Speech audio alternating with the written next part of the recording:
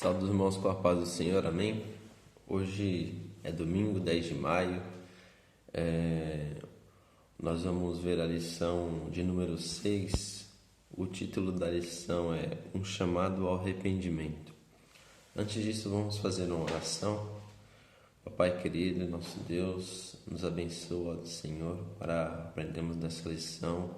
Nos instrui, Pai, na sua sabedoria, Pai. Em nome de Jesus que eu te peço e agradeço. Amém. Amém. Essa é uma lição bem importante de um salmo bem conhecido, do Salmo 51, do arrependimento de Davi. O texto áureo diz assim: Os sacrifícios para Deus são o espírito quebrantado. A um coração quebrantado e contrito não desprezarás, ó Deus. A verdade aplicada fala assim: o caminho da restauração espiritual passa primeiro pelo reconhecimento do pecado e, consequentemente, confissão e arrependimento. Os objetivos da lição são apresentar o contexto histórico do Salmo 51, revelar o caminho do arrependimento, mostrar os pedidos do salmista a Deus. O nosso texto de referência vai ser o Salmo 51, versículo 1 e 2, e depois o Salmo 51 do verso 7 ao verso 7, 9, 10, 12 e 13. Tá bem? Eu vou ler com os irmãos rapidamente. Diz assim: Tem misericórdia de mim, ó Deus, segundo a tua benignidade. Apaga as minhas transgressões, segundo a multidão das tuas misericórdias.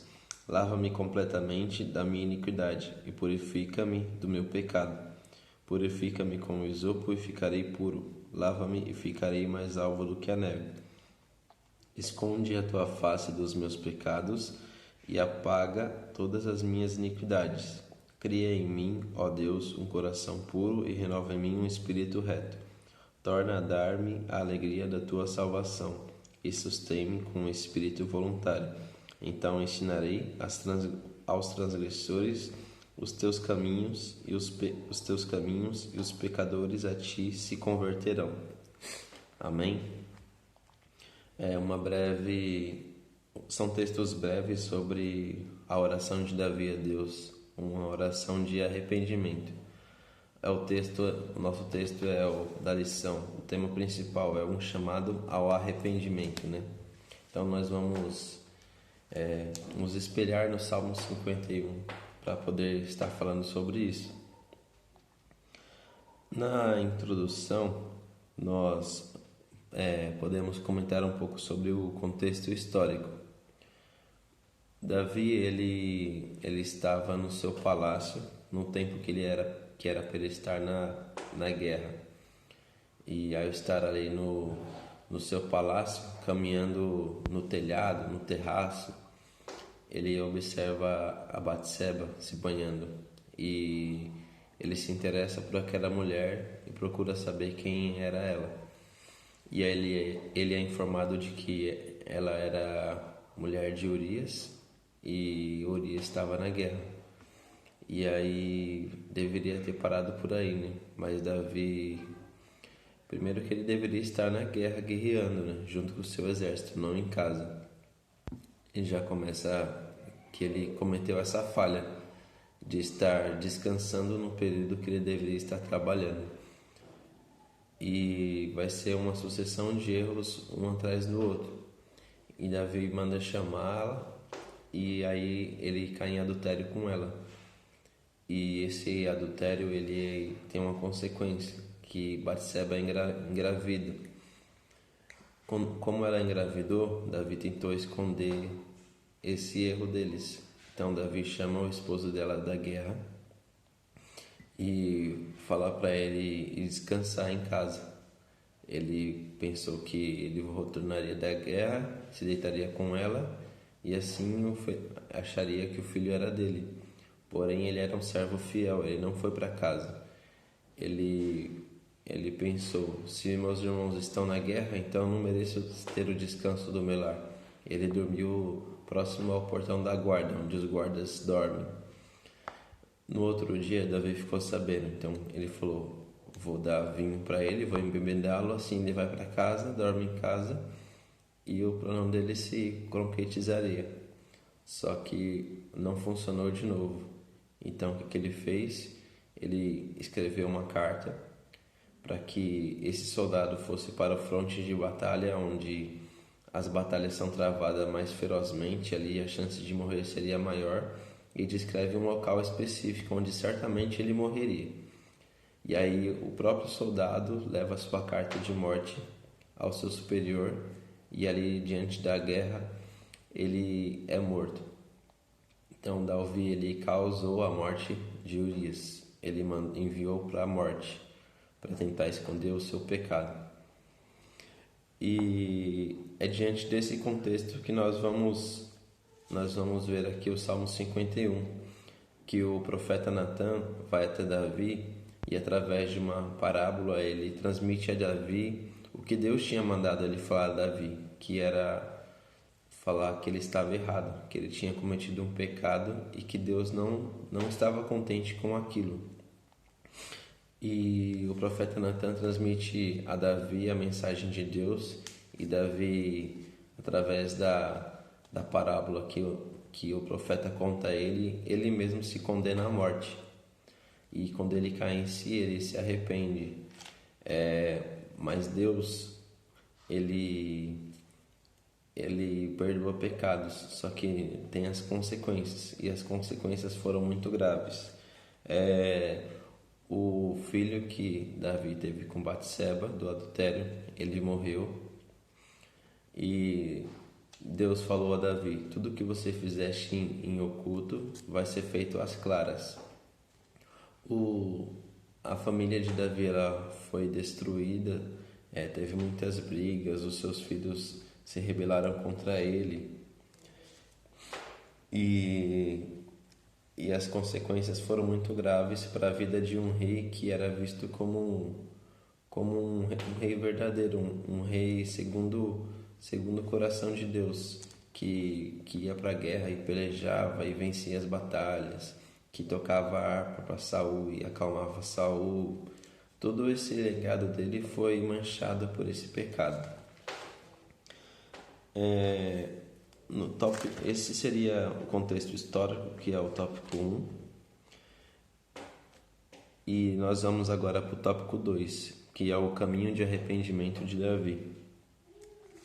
No Salmos 51, que é o nosso texto base para a aula, no verso 3, diz assim: pois eu conheço as minhas transgressões, e o meu pecado está sempre diante de mim.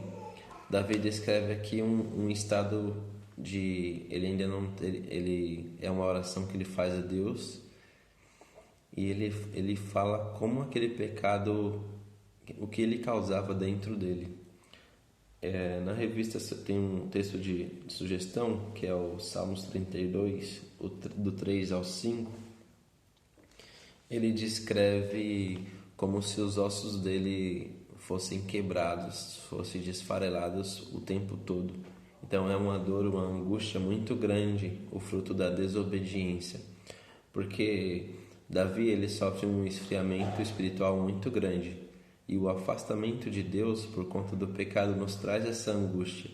O peso do pecado é muito grande nas nossas vidas e nos quebranta, nos quebra todo dia e nos faz acordar como pessoas completamente destruídas. Mas graças a Deus pela sua infinita misericórdia que Ele tem, Ele nos dá o perdão gratuito, né? Ele traz misericórdia para as nossas vidas.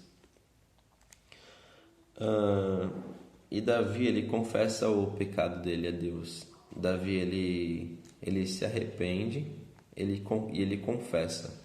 Esse é o caminho que nós devemos percorrer, né? Nós devemos ter o verdadeiro arrependimento, confessar a Deus e buscar o perdão e nos quebrantar diante de Deus para sermos perdoados. No verso 4 do Salmo 51, ele diz assim: Pequei contra ti somente pequei, e fiz o que é mal perante os teus olhos, de maneira que serás tido por justo no teu falar e puro no teu julgar. O verso 5: Eu nasci na iniquidade e em pecado me concebeu a minha mãe. Eis que te comprases na verdade no íntimo, e no recôndito me fazes reconhecer a sabedoria. Davi, ele confessa a Deus o seu pecado, e ele sabe que está errado, porque aquela conduta não é uma conduta de um servo de Deus, ainda mais de um rei. Como eu já falei, Deus perdoa o pecado de Davi, porém tem muitas consequências graves.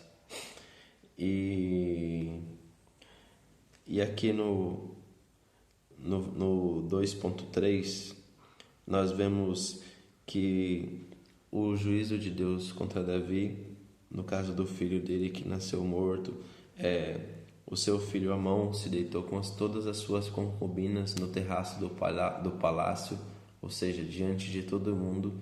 Isso trouxe muita vergonha para Davi. No Antigo Testamento, isso era punido com morte. Davi também deveria ter morrido, e o filho dele por ter se deitado com as suas concubinas também. Ou seja, para aquela época deve ter sido um escândalo muito grande. No tópico 3 é o pedido do salmista.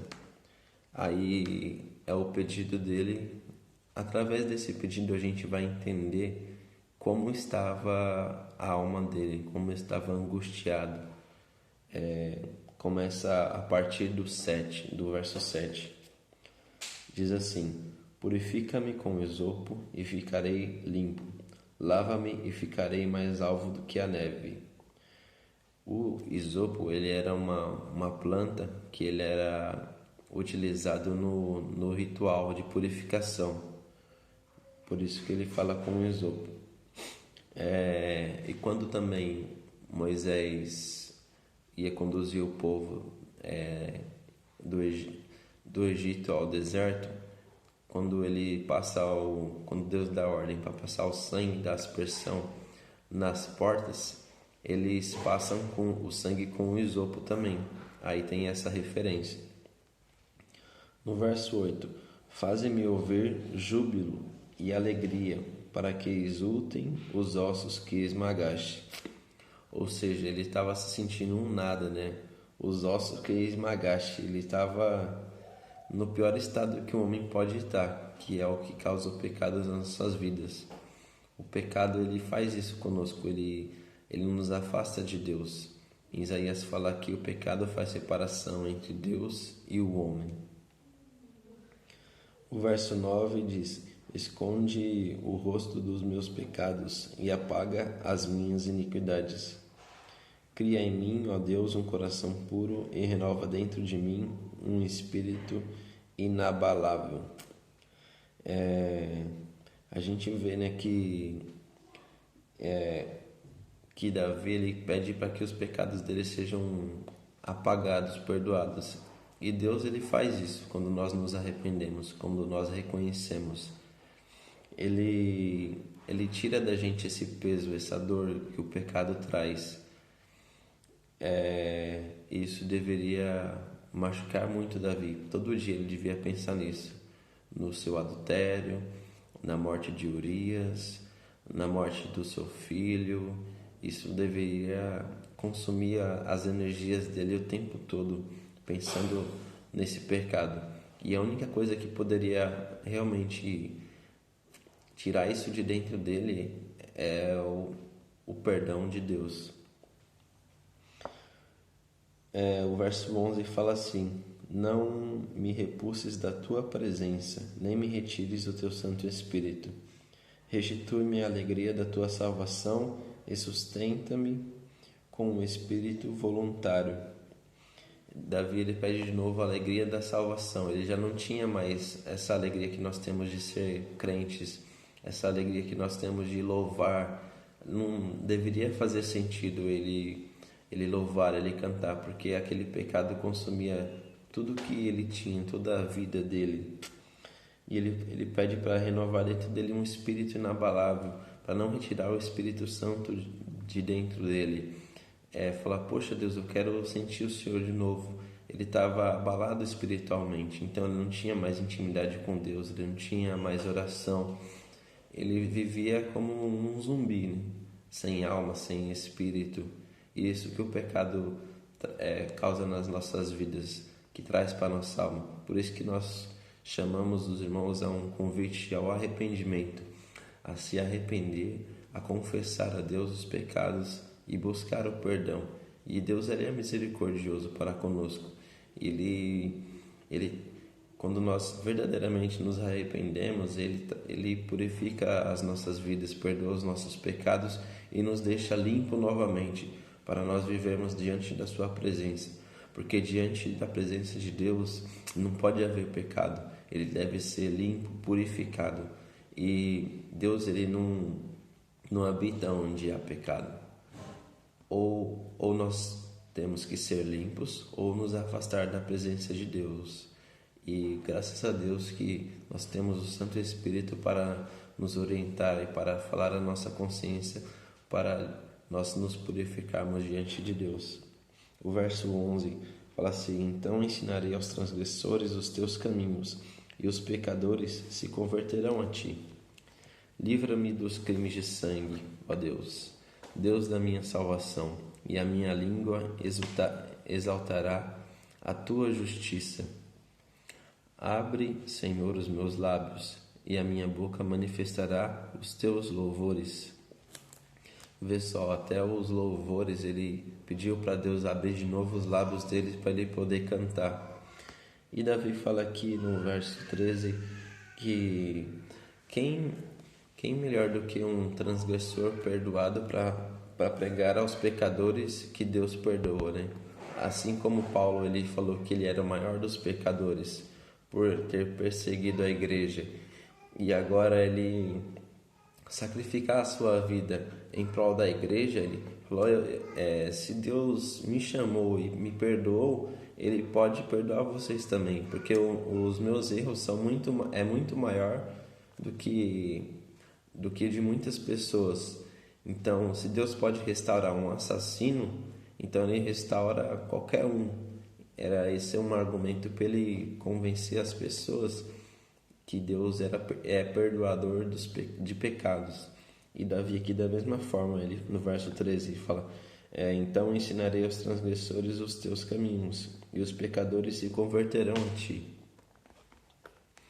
No verso 15, ele pede para Deus abrir os lábios dele, né, para ele poder cantar de novo. Pensa que difícil você não ter ânimo nem para cantar. No verso 16, eu considero um dos principais desses salmos, que diz assim: pois não te comprazes em sacrifícios, do contrário eu os daria, e não te agradas de holocausto. Sacrifícios agradáveis a Deus são o espírito quebrantado, coração compungido e contrito. Não desprezarás, ó Deus. Esse é o verdadeiro sacrifício que Deus quer de nós. Um coração quebrantado, contrito, uma alma voluntária em se arrepender, em buscar a face dele.